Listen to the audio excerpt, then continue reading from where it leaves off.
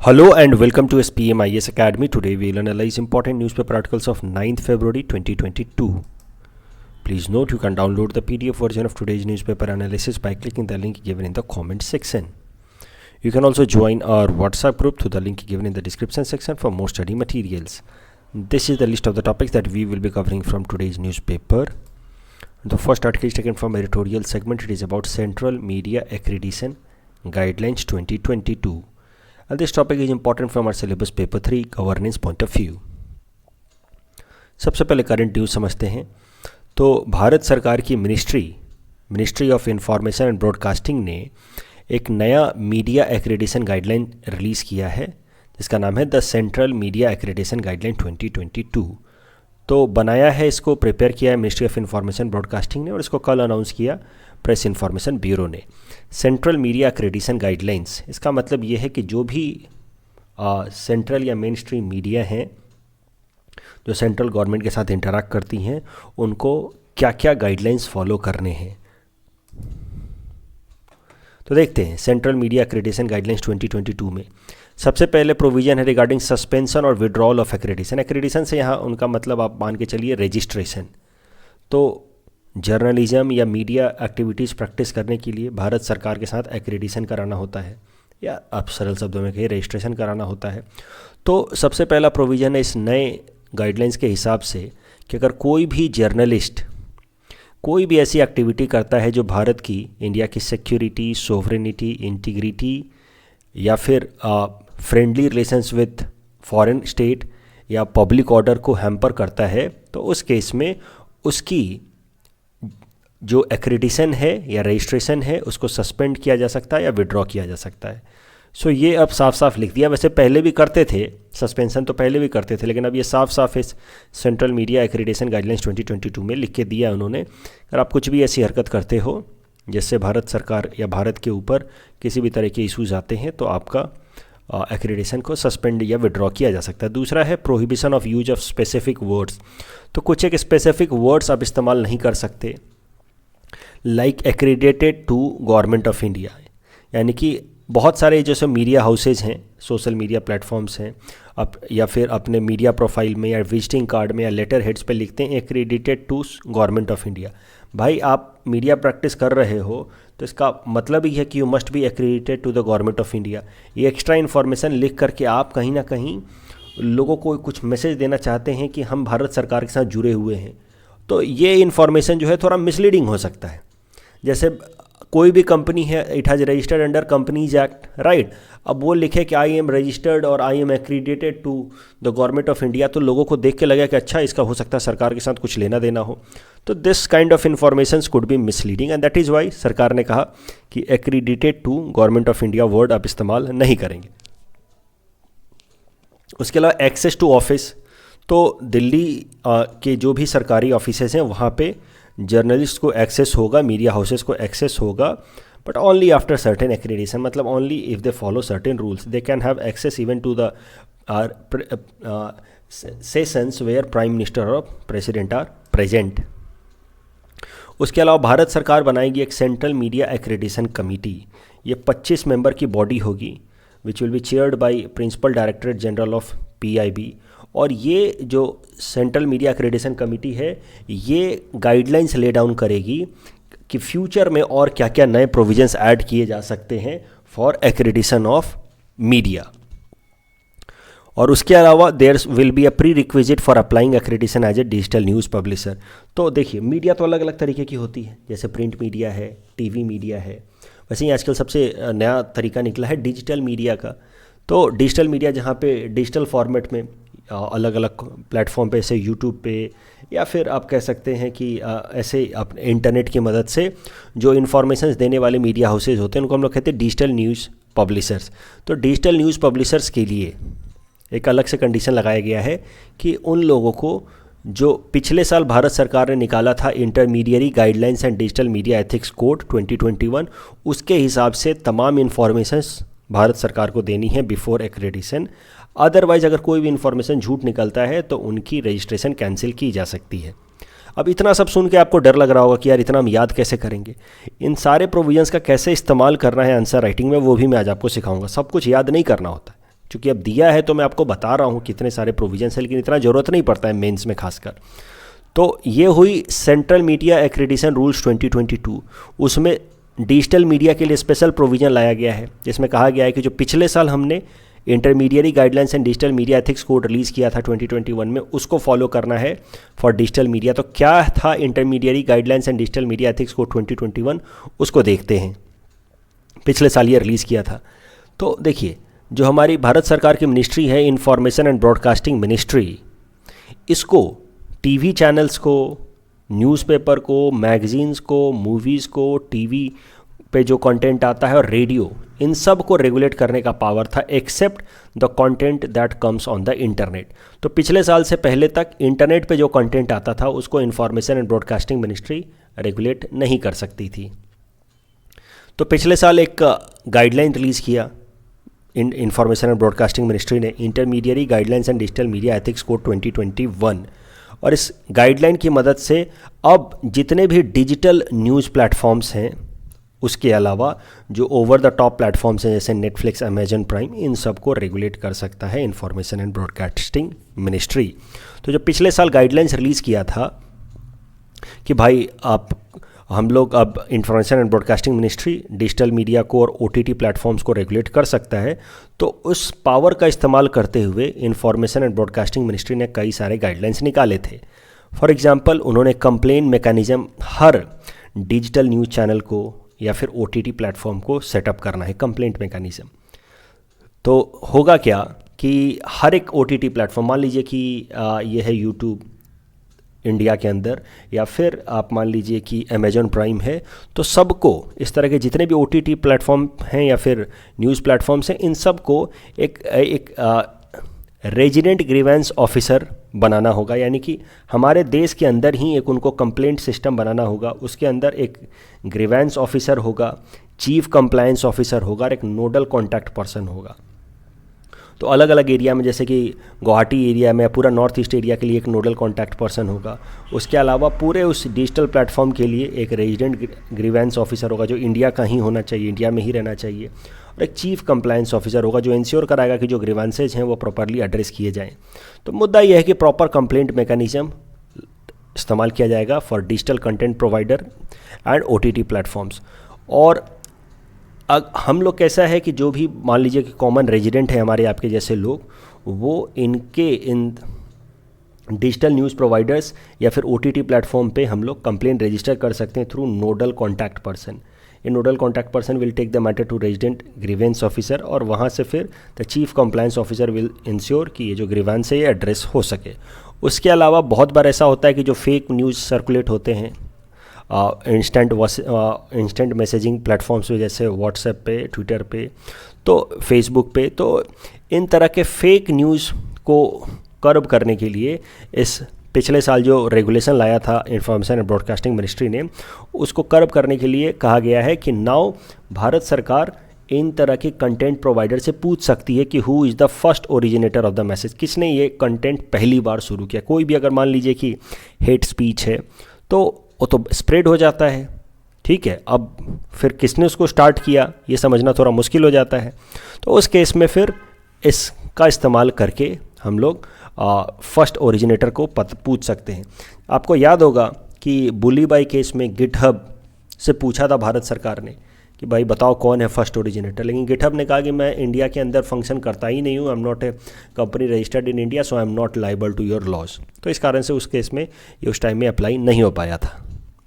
अभी देखिए, इतनी सारी मैंने बातें बताई, लेकिन ये सब कुछ मेंस में लिखना नहीं होता है।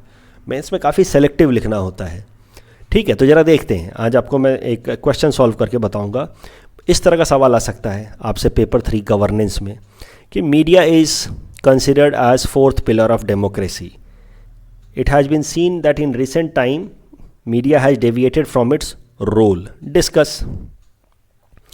तो ब्रीफली एक आधा लाइन इंट्रोडक्शन लिख देना। Media fourth pillar of democracy, media के कई इंपॉर्टेंट रोल, करप्शन को एक्सपोज करता है, sting operation, investigative journalism, debate वगैरह कराता है, RTI के थ्रू करप्शन को एक्सपोज करता है, अवेयरनेस स्प्रेड करता है मीडिया, जैसे जागो ग्राहक जागो कैंपेन, ठीक है, ये मीडिया के थ्रू ही पॉपुलराइज हुआ। रेडियो पे, टीवी पे, हर जगह आता है। Ensures accountability of the executives, तो सरकार से सवाल पूछ करके उनकी अकाउंटेबिलिटी इंश्योर कराता है। Escalate citizens grievances against corruption, तो हमारे आपके जैसे लोगों के जो भी ग्रीवेंसेज होते हैं वो मीडिया के थ्रू ही सरकार तक आज तक ज़्यादा पहुँचते हैं। आजकल तो सोशल मीडिया के एज में Twitter has become one of the main source of raising grievances.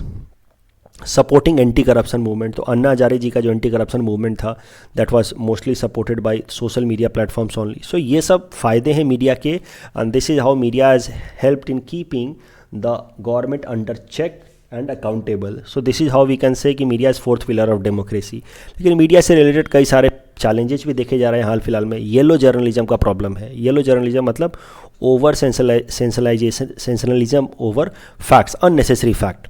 तो सेंसनलाइज करते हैं, आपको पता है, ये देखिए उड़ती गाय तो ऐसा हो गया वैसा हो गया, कुछ भी बताते रहते हैं, अननेसेसरी चीज़ें बताते रहते हैं। टीआरपी का रेस, उस केस में वो लोग कुछ भी करते रहते हैं।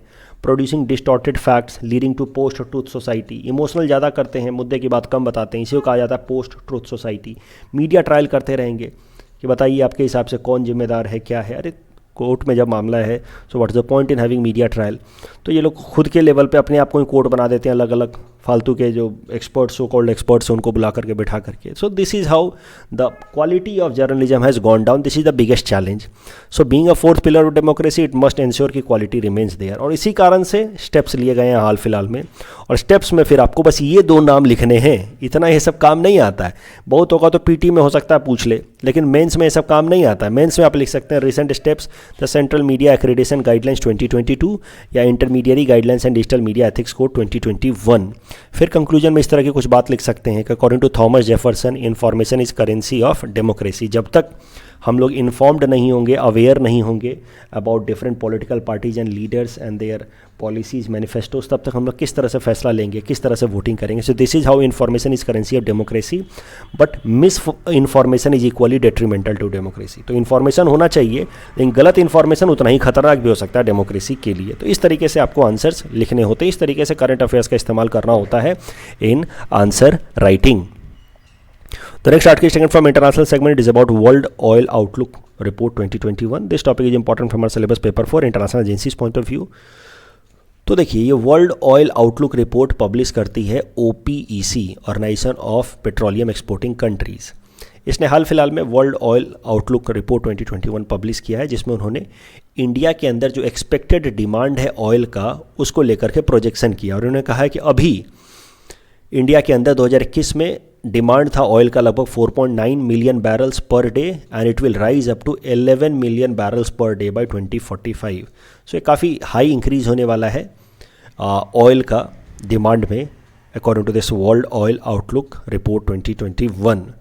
एक बात आपको ध्यान रखनी है कि ये जो वर्ल्ड ऑयल आउटलुक रिपोर्ट है, ये पब्लिश कर रहा है OPEC, जबकि world energy outlook report publish करता है इंटरनेशनल एनर्जी एजेंसी। तो world outlook oil outlook report तो आज तक कभी UPSC ने पूछा नहीं है, लेकिन वर्ल्ड एनर्जी आउटलुक रिपोर्ट जरूर पूछा है, international of energy agency publish करती है, वो जरूर पूछा। तो ये दोनों में कंफ्यूज मत होइएगा। इस साल world oil outlook report news में आ गया, तो हो सकता है आपको इससे रिलेटेड सवाल पूछ ले।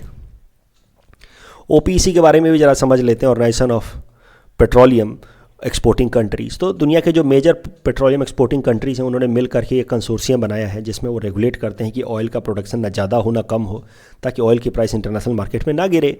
इसका हेडक्वार्टर है वियना में। It was first founded in 1916 Baghdad. तो स्टार्टिंग में तो बस यही मेंबर्स थे, Iraq, Iran, Kuwait, Saudi Arabia and Venezuela. बाद में और भी मेंबर्स ऐड हो गए। अब सारे मेंबर्स का नाम तो याद नहीं कर सकते, लेकिन OPEC का मेन काम है कि they coordinate regarding petroleum production. तो कैसा है कि अगर मान लीजिए कि इंटरनेशनल डिमांड हाई है तो वो प्रोडक्शन भी बढ़ा देते हैं, इंटरनेशनल डिमांड अगर लो है तो प्रोडक्शन भी घटा देते हैं, क्योंकि अगर डिमांड लो है और प्रोडक्शन वही रह जाए तो फिर प्राइस गिर सकती है ना, and that may cause economic damage to these countries, and that is why ये आपस में कोऑर्डिनेट करते हैं। तो एक तरीके का आप कह सकते हैं इंटरनेशनल कार्टेल बना रखा है उन्होंने, डिमांड और सप्लाई के बेसिस पे अपना प्रोडक्शन कोऑर्डिनेट करते हैं ये। इस टॉपिक के बेसिस पे 2 प्रीलिम्स प्रैक्टिस क्वेश्चन हमने आपको दे रखे हैं। Please attempt this question and you can submit the answer in the comment section. The next article taken from national segment, it is about sea vigil app, and this topic is important from our syllabus paper 3 Indian polity point of view. तो देखिए current news देख लीजिए, वैसे कुछ खास important नहीं है। मणिपुर के अंदर स्टेट इलेक्शंस होने वाले, स्टेट लेजिस्लेटिव असेंबली के इलेक्शंस होने वाले हैं। तो वहाँ पे मीडिया को ब्रीफ करते हुए हमारे चीफ इलेक्शन कमिश्नर साहब सुशील चंद्रा जी ने कहा कि the election commission of India is committed to conduct upcoming assembly elections in free and fair manner. और फ्री और फेयर मैनर में इलेक्शन कंडक्ट हो, इस कारण से इलेक्शन कमीशन बहुत हद तक टेक्नोलॉजीज़ का भी इस्तेमाल कर रही है, जैसे मॉडल कोड ऑफ कंडक्ट को इम्प्लीमेंट करने के लिए सी विजिल ऐप का इस्तेमाल किया जा रहा है। तो ये न्यूज़ तो इंपॉर्टेंट नहीं है कि सुशील चंद्रा जी ने ऐसा कहा, लेकिन मैं आर्टिकल इसलिए कवर कर रहा हूँ ताकि आपको सी विजिल ऐप के बारे में बता सकूँ। तो सी विजिल ऐप इस तरह का ऐप है, आप गूगल प्ले स्टोर से डाउनलोड कर सकते हैं। 2019 में इलेक्शन कमीशन ने इसको लॉन्च किया। इसका फ़ायदा ये है कि अगर आपको कहीं भी दिखता है कि model code of conduct violate हो रहा है इलेक्शन का, तो आप इस सी विजिल ऐप की मदद से, सी विजिल का फुल फॉर्म है सिटीजन विजिलेंस, तो सी विजिल ऐप की मदद से आप कंप्लेन रजिस्टर कर सकते हैं कि सर यहाँ पे देखो इस तरह से पॉलिटिकल पार्टी या पॉलिटिकल लीडर पैसे बांट रहा है, शराब बांट रहा है, और कमिटमेंट तो यही है कि 100 मिनट के अंदर कार्रवाई होगी। लेकिन ऐसा देखना होगा कि एग्जैक्टली होता है या नहीं होता है। अब जैसा कि मैंने आपको बताया, मॉडल कोड ऑफ कंडक्ट को इम्प्लीमेंट करने के लिए कि ठीक तरीके से model code of conduct implement हो जाए, कहीं पे भी इसका वायलेशन ना हो, इसके लिए सी विजिल ऐप लाया गया। तो मॉडल कोड ऑफ कंडक्ट भी जरा देख लेते हैं।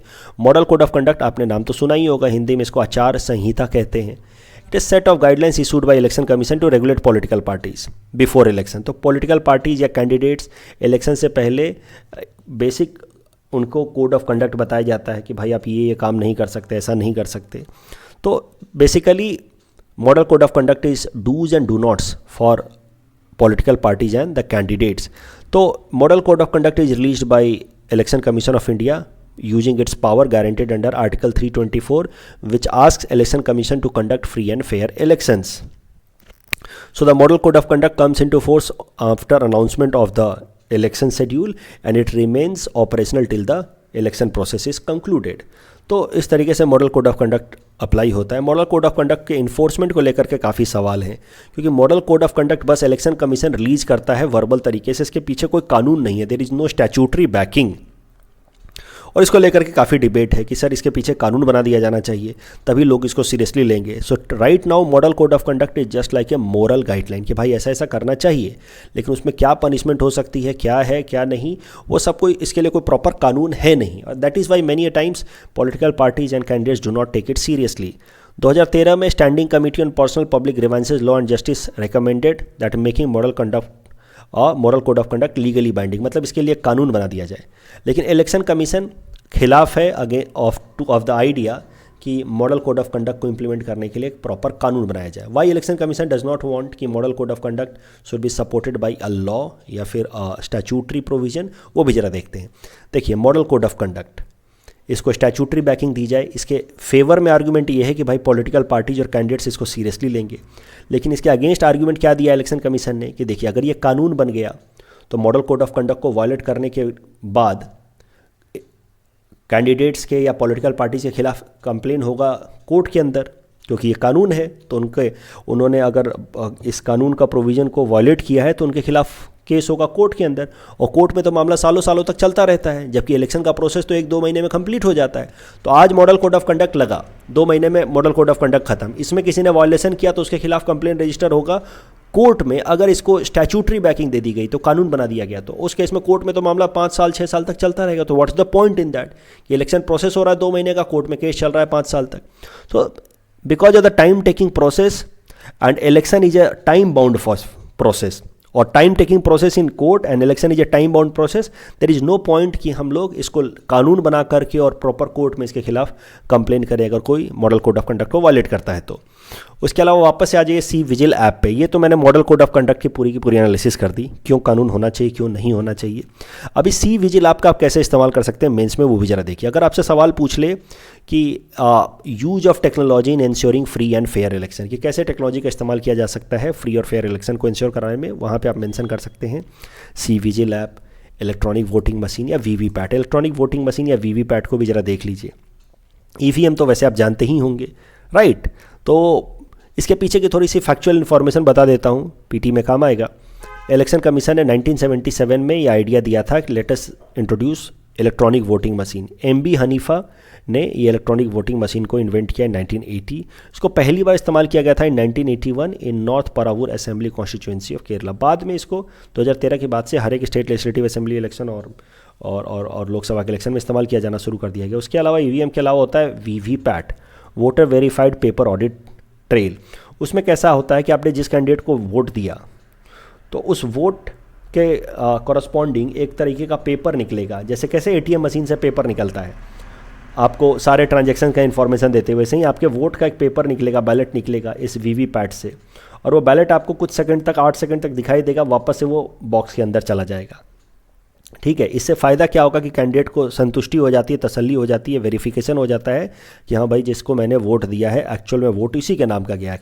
अदरवाइज बहुत सारे सवाल उठाए जा रहे थे on the legitimacy of the EVM कि भाई वोट दबाते हैं, बटन दबाते हैं इसका और वोट जाता है किसी और को, तो उसके लिए साथ में इसके वीवीपैट भी ऐड कर दिया क्या कि भाई देख लो। लेकिन ये जो स्लिप है आप लेकर के बाहर नहीं जा सकते, ये स्लिप वापस 8 सेकंड बाद अंदर सिस्टम में चला जाता है, क्योंकि अगर लेकर के बाहर जा सकते तब तो फिर अपोजिशन पार्टी वाला खड़ा रहेगा कि लाओ दिखाओ स्लिप दिखाओ तुमने किसको वोट दिया है, और अगर आपने वोट उसको नहीं दिया है तो फिर क्या होगी, पिटाई। इस कारण से ये वीवीपैट में स्लिप को बाहर ले जाना अलाउड नहीं है। ये वीवीपैट या ईवीएम जो है both are manufactured by Bharat electronics limited. The next article is taken from Assam segment. It is about fake encounters in Assam. This topic is important from our syllabus paper 6 Assam issues point of view. तो देखिए fake encounter का पहले definition देख लेते हैं। It is extra judicial killing without following the rule. तो extra judicial killing by security forces like police और armed forces. तो ऑफ कोर्स या clearly fake encounter is violation of our fundamental right guaranteed under article 21 right to life. हाल फिलहाल में बार बार news में इसलिए आ रहा है क्योंकि आसाम पुलिस के खिलाफ बहुत सारे इस तरह के एलिगेशंस लग रहे हैं कि यहाँ फेक इनकाउंटर्स बढ़ रहा है, ऐसे एलिगेशंस लग रहे हैं। इसके 2 इंसिडेंट्स हो गए रिसेंटली ही। एक तो NHRC, इसकी 2 दिन की सेशन हुई थी दिसंबर 2021 में, नेशनल ह्यूमन राइट्स कमीशन की 2 दिन की सेशन हुई थी नॉर्थ ईस्टर्न स्टेट्स के लिए। उसमें उन्होंने 40 केसेज लिए थे of human rights violation in north eastern states. Human rights violation के केसेस में ज़्यादातर फेक इनकाउंटर कस्टोडियल डेथ के थे। 40 केसेस में से आधे ज़्यादा केस तो आसाम से रिलेटेड थे। उसके अलावा हाल फिलहाल में गुवाहाटी हाई कोर्ट के अंदर एक PIL फाइल किया गया है ये कहते हुए कि आसाम के अंदर फेक इनकाउंटर केसेस बढ़ गए हैं and that is how the judiciary should intervene into the process. और जुडिशरी ने यह मामला ले भी लिया है, ये PIL इसी से रिलेटेड ये आर्टिकल आया है। जुडिशरी ने यह मामला ले लिया है PIL regarding rise of fake encounters and judiciary has now asked the government to submit an affidavit explaining कि क्या सच में फेक इनकाउंटर्स बढ़ रहा है या क्या नहीं। जयंत बोरा का नाम आप लिख देना कभी भी मेंस में आ जाए तो। Youth from Assam was founded in police का स्टडी इन 2020। तो इस तरीके से एक आधा चीज़ें लिखने से कैसा है कि फैक्चुअल इन्फॉर्मेशन से आपका आंसर जो है वो अच्छा होता है। अब मेन इशू देखते हैं कि क्यों फेक इनकाउंटर इंडिया में चल रहा है, क्यों ये अभी भी सपोर्टेड है और आराम से प्रैक्टिस किया जा रहा है। तो सबसे पहला प्रॉब्लम है lack of specific law to deal with fake encounters. कोई स्पेशल कानून है नहीं अलग से इसके लिए, जबकि 273 रिपोर्ट ऑफ लॉ कमीशन कहता है कि we need to have a special law to check the problems of fake encounter and custodial death. उसके अलावा सुप्रीम कोर्ट ने पुलिस कंप्लेंट अथॉरिटी बनाने की रिकमेंडेशन दी थी सारे स्टेट गवर्नमेंट को under Prakash Singh case of 2006, ताकि फेक इनकाउंटर या कस्टोडियल डेथ के इशूज़ के खिलाफ कंप्लेन लिया जा सके, लेकिन ऐसा ज़्यादातर स्टेट्स ने अभी तक किया नहीं है। उसके अलावा प्रॉब्लम क्या है कि जो पुलिस ऑफिसर फेक इनकाउंटर या कस्टोडियल डेथ में इंगेज होते हैं उनको प्रमोशन मिलता है, रिवार्ड मिलता है, उनको फेक इनकाउंटर या इनकाउंटर स्पेशलिस्ट नाम से उनको पॉपुलराइज कर दिया जाता है, फेमस कर दिया जाता है। सो दिस इज़ हाउ गलत काम करने का मोटिवेशन हम समाज से या खुद सिस्टम से ही मिल रहा है। ठीक है, उसके अलावा समाज से भी कैसा है, people support custodial death and fake encounters, क्योंकि हम मान के चलते हैं कि जो लोगों की भी डेथ हुई है फेक इनकाउंटर कस्टोडियल डेथ में वो सब क्रिमिनल हैं। लेकिन ठीक है वो क्रिमिनल हो भी तब भी इट्स इम्पॉर्टेंट कि वो जुडिशियल प्रोसेस से गुजरें, तभी जाकर के रूल ऑफ लॉ का जो प्रिंसिपल है वो हमारे देश में वैलिड हो पाएगा। Then only we can say कि वी फॉलो कॉन्स्टिट्यूशनलिज्म। तो लोगों का सपोर्ट है, इस कारण से भी डिपार्टमेंट का सपोर्ट है, कोई प्रॉपर कानून नहीं है, इस कारण से fake encounter continues in India. अभी कल जो हमने आपको प्रैक्टिस क्वेश्चन दे रखा था उसका आंसर देख लेते हैं। Which are the following is true about artificial snow? It is made up of chemicals and not water at all. This is wrong. It is softer? No, it's harder. So both statements are wrong. And according to National Biofuel Policy of India, we need to achieve 20% of ethanol blending by 2025. So the correct answer will be option C. That's all from our side for today. Thanks for watching.